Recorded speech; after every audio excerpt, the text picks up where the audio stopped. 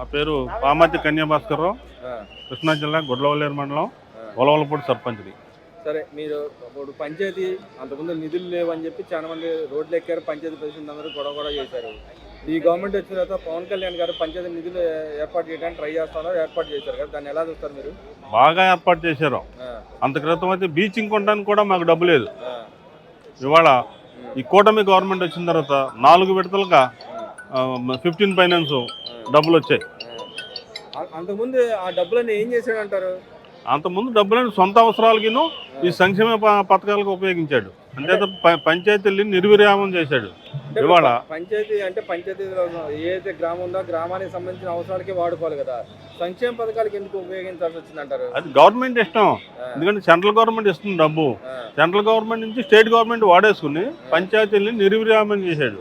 ఎందుకంటే కనీసం బీచింగ్ కొనడానికి డబ్బులు లేని పరిస్థితిలో ఉన్నాం అప్పుడు మేము. ఇవాళ డెవలప్మెంట్ చేసుకుంటున్నాం, ఎందుకంటే రోడ్లు వేసుకుంటున్నాం. నగేరే నుంచి ఎన్ఆర్జీఎస్ డబ్బులు గ్రామానికి, చిన్న గ్రామం అయినా 10 లక్షల నుంచి 30 లక్షల దాకా ఇచ్చారు. రోడ్లు కూడా వేసేసాం, సీసీ రోడ్లు పనులు జరుగుతున్నాయి. గతంలో ఏదైతే పంచాయతీ నిధుల వ్యవహారంలో ఏదైతే ఆ గవర్నమెంట్ నన్ను అడిగా ఇవ్వలేదు, వీళ్ళు వచ్చిన తర్వాత ఇవ్వడానికి ట్రై చేస్తున్నారు, కొన్ని నిధులు తీసుకొచ్చి ఇచ్చారు. ఇచ్చిన దాంతో పాటుగా మీ ఏరియాలో డెవలప్మెంట్కి సంబంధించిన అంశాలు ఏం డెవలప్ అయినాయి, ఊళ్ళో ఏం డెవలప్ అయినాయి ఇప్పుడు ఈ గవర్నమెంట్ వచ్చిన తర్వాత? త్రాగునీరు మెయిన్ త్రాగునీరు, ఫిల్టర్ బెడ్లు కంప్లీట్గా పూడిపోయినాయి. వాళ్ళ ఫిల్టర్ బెడ్లు అన్నీ బాగు చేసుకుంటున్నాం. గ్రామీణంలో రోడ్లు వాళ్ళు సీసీ రోడ్లు వేసుకుంటున్నాం.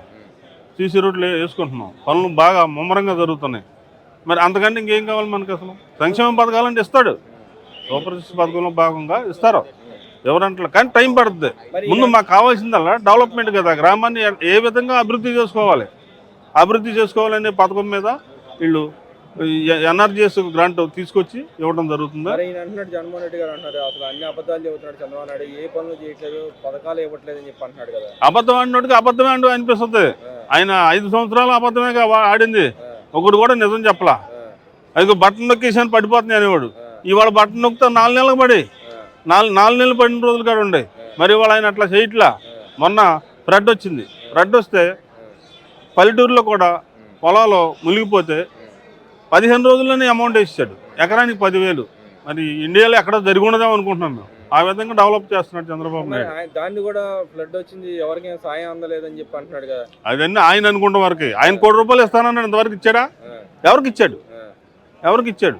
ఇచ్చిన దాతల్ని మీరు ఎందుకు ఇచ్చారని అడుగుతున్నాడు. ఇప్పుడు అసలు అసెంబ్లీకి ఎందుకు వెళ్ళలేదు అనుకుంటున్నారు? వెళ్ళడు ఆయన అసెంబ్లీకి వెళ్తే ఒకసారి అన్నాడు కదా, మీ చంద్రబాబు నాయుడిని చూడాలని అచ్చెన్నాయుడు గారిని అడిగారు.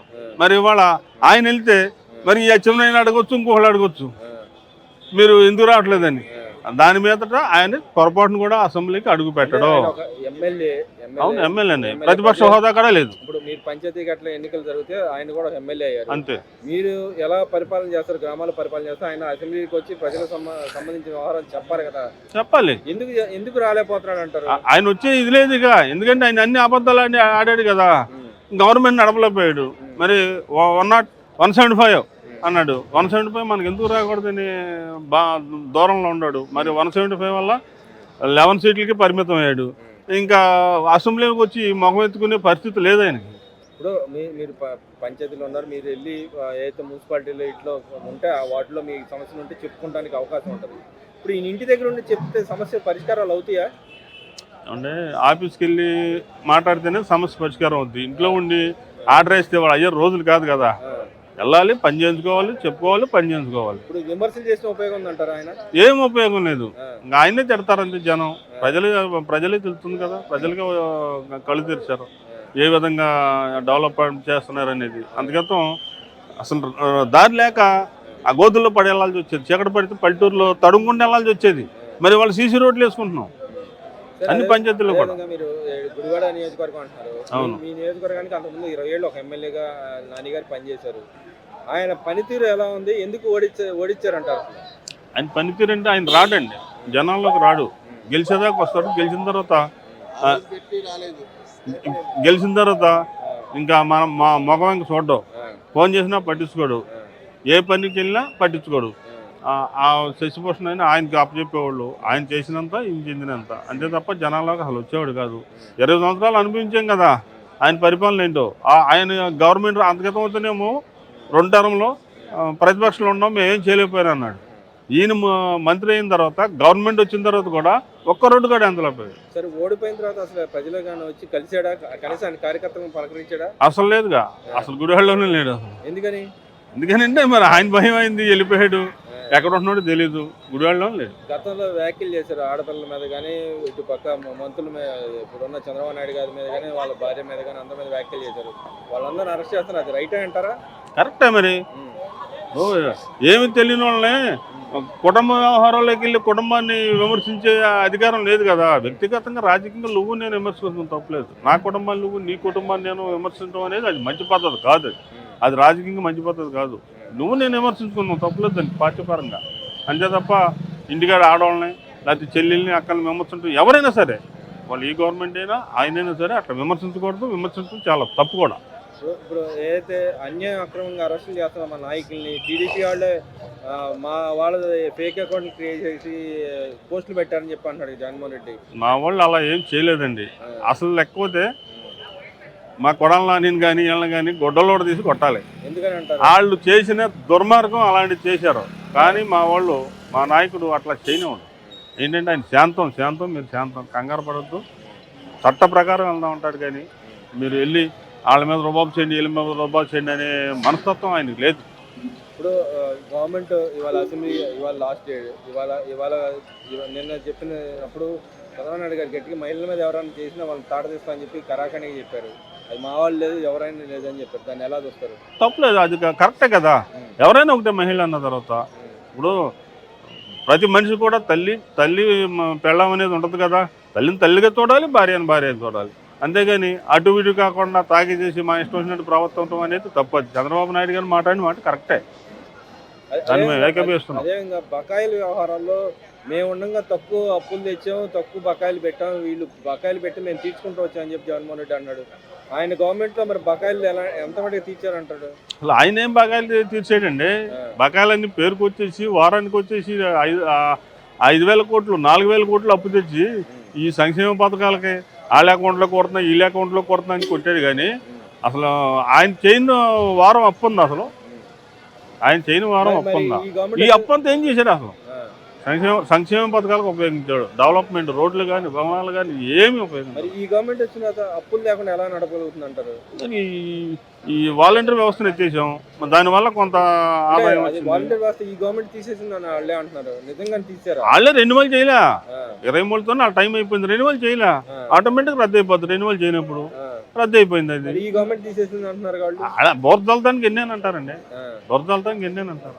వాళ్ళే రెన్యువల్ చేయాలి. రెన్యువల్ చేయకపోతే క్యాన్సిల్ అయిపోయింది ఆటోమేటిక్, అంతే.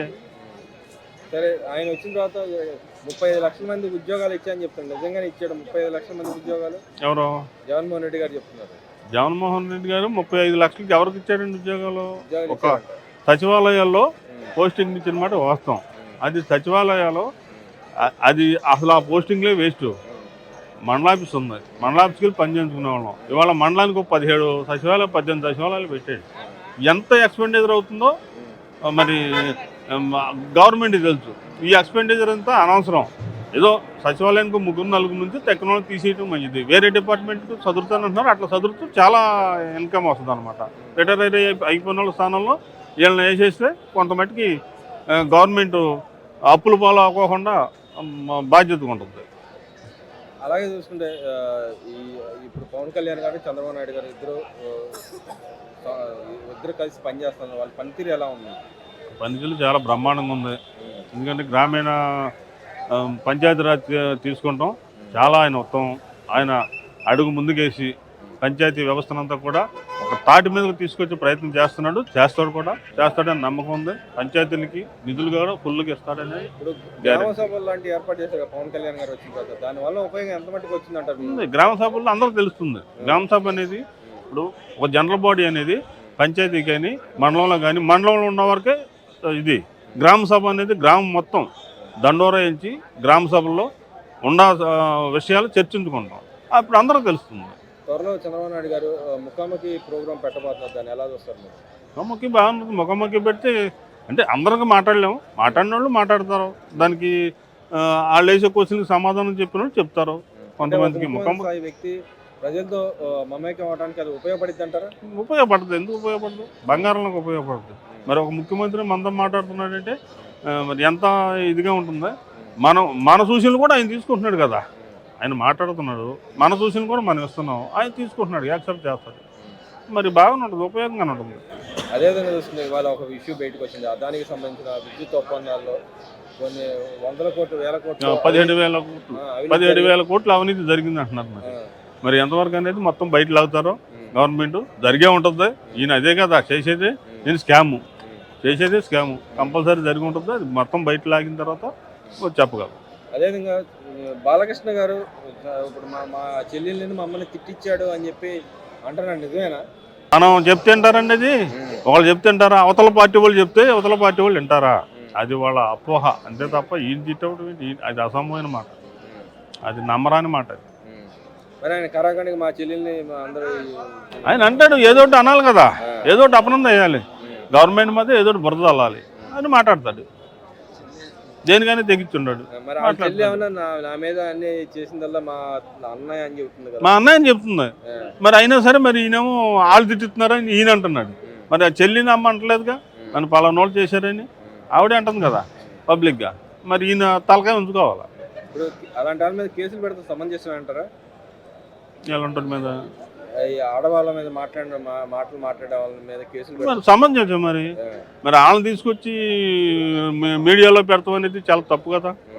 మరి మామూలుగా మాట్లాడుకోవాలి, మామూలుగా చేసుకోవాలి, అంతేగాని అసభ్యకరమైన మాటలతో అసభ్యకరమైన పోస్టింగ్ పెడతాం చాలా అన్యాయం. అది పెట్టకూడదు. ఎవరైనా ఒకటే, ఎవరి తల్లి అయినా చెల్లి అయినా ఒకటే, తప్ప అది చాలా తప్పు. అది ఓవరాల్గా గవర్నమెంట్ గురించి ఏం చెప్తారు? ఈ గవర్నమెంట్ గురించి ఓవరాల్గా ఇప్పటికైతే బాగానే ఉంది.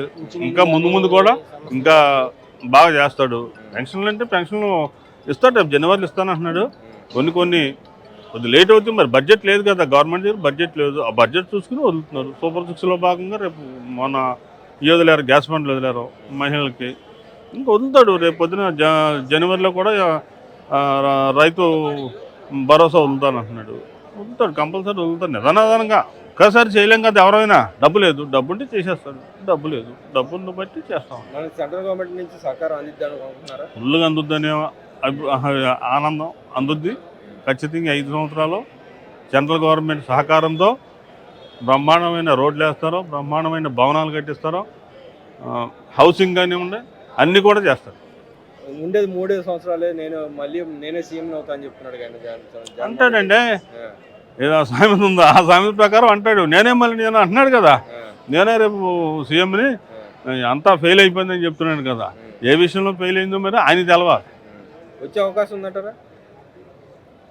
అది అంటారు చూసారా, బుద్ధుండవాడు ఎవడో వాడికి ఓటేయడు. ఎందుకని నువ్వు ల్యాండ్ పూలింగ్ పెట్టాడు. నా భూమి ఏంటి, నీ దగ్గర రిజిస్ట్రేషన్ కాగితాలు పెట్టుకుంటావు ఏంటి? నేను కొనుక్కున్న భూమి, నేను సంపాదించుకున్న భూమి, నీ దగ్గర కాగితాలు పెడతావు ఏంటండి? నేను దాచుకోలేనా? నేను లోన్ తెచ్చుకోలేనా? నువ్వు పెట్టుకుంటావు ఏంటి?